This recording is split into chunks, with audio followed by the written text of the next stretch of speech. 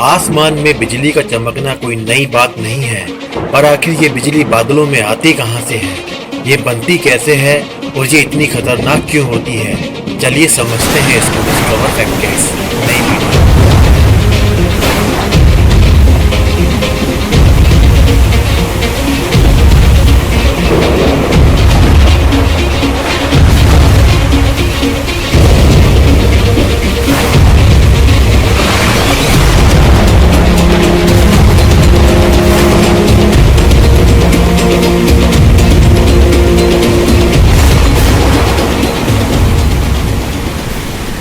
बादल भाप से बनते हैं, इसलिए बादलों में नमी होती है। यह नमी बादलों में जल के बेहद बारीक कणों या बर्फ के क्रिस्टल के रूप में होती है।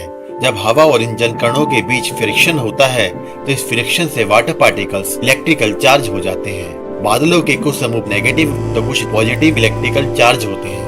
पॉजिटिव और नेगेटिव क्लाउड्स जब एक दूसरे के पास आते हैं तो वह आपस में टकरा जाते हैं, जिसके कारण बेहद उच्च शक्ति की इलेक्ट्रिसिटी का निर्माण होता है। रोशनी की इसी तेज चमक को हम बिजली का चमकना कहते हैं। आकाश में यह चमक अक्सर 2 से 3 किलोमीटर की ऊंचाई पर उत्पन्न होती है।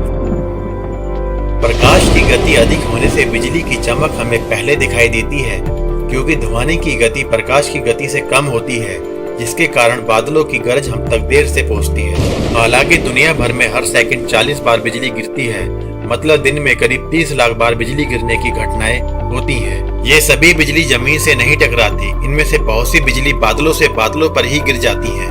क्योंकि आकाश में नेगेटिव और पॉजिटिव चार्ज वाले बादल होते हैं, इसलिए यह चार्ज एक दूसरे को अपनी ओर खींचते हैं और जब यह चार्ज आपस में टकराते हैं तब बादलों में बिजली का निर्माण हो जाता है। लेकिन बादलों से बिजली नीचे क्यों और कैसे गिरती है?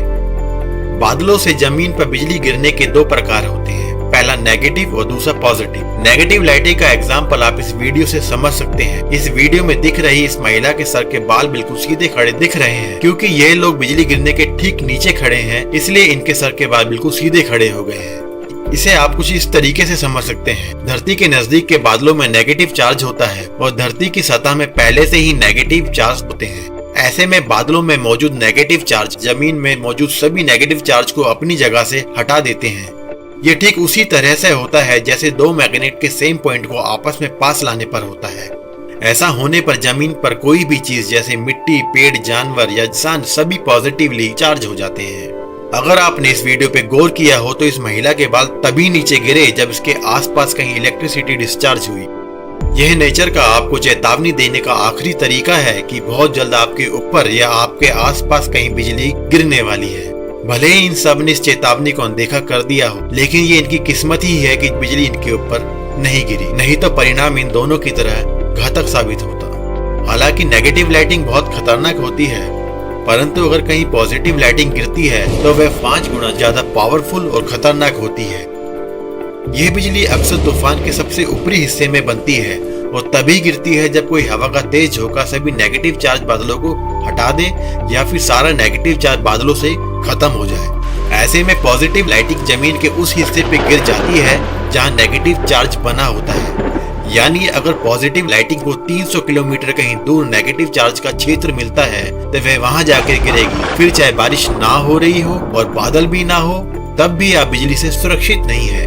इसका सबसे अच्छा उदाहरण 2007 का ओक्लाहोमा लाइटिंग स्ट्राइक का है, जहां लगभग 321 किलोमीटर लंबी लाइटिंग स्ट्राइक हुई थी। हालांकि ये लाइटिंग स्ट्राइक बादलों से बादलों में ही हुई थी, फिर भी साफ साफ देखा जा सकता है कि इस बिजली ने बादलों के बीच से रास्ता ना बनाकर बादलों के नीचे से एक टारगेटेड रास्ता बनाया, जो कि बेहद ही अद्भुत था। इससे पहले यही समझा जाता था कि पॉजिटिव लाइटिंग सिर्फ 32 किलोमीटर तक ही गिर सकती है। यह तो बात रही बिजली के बनने और चमकने की, लेकिन बिजली कड़कती क्यों है?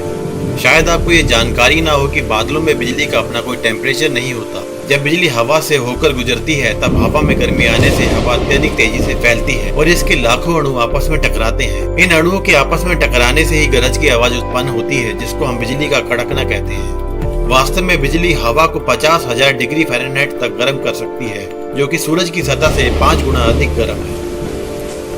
चलिए कुछ ऐसी बातों पर नजर डाल लेते हैं जिससे कि आपको इसकी ताकत का अंदाजा हो जाए। अमेरिकी राज्य यूटा 1939 में बिजली गिरने से एक साथ 835 भेड़ों की मौत हो गई थी। इन सभी भेड़ों की मौत का जिम्मेदार पॉजिटिव लाइटिंग ही थी, क्योंकि सिर्फ पॉजिटिव लाइटिंग में ही इतनी सारी भीड़ों को मारने का करंट हो सकता है। दुनिया भर में हर साल करीब 24,000 लोगों की मौत बिजली गिरने की वजह से होती है। एक आसमानी बिजली में इतना करंट होता है कि आप 3 महीने तक 100 वाट का बल्ब जला सकते हैं। आसमानी बिजली में इतनी ऊर्जा भी होती है कि आप एक बार में 1,60,000 ब्रेड के टुकड़े सेक सकते हैं। आकाशीय बिजली गिरने से पुरुषों के मरने की संभावना महिलाओं से 5 गुना अधिक होती है। आसमान में उड़ने वाले हवाई जहाजों पर भी बिजली गिरती है। 8 दिसंबर 1983 पैन एम फ्लाइट 214 बिजली गिरने से इसके फ्यूल टैंक में आग लग गई थी और एक जोरदार विस्फोट के साथ उसमें बैठे सभी 81 यात्रियों की हवा में ही मौत हो गई थी। लेकिन आजकल के हवाई जहाजों पर आसमानी बिजली गिरने से इनके ऊपर कोई भी असर नहीं होता है।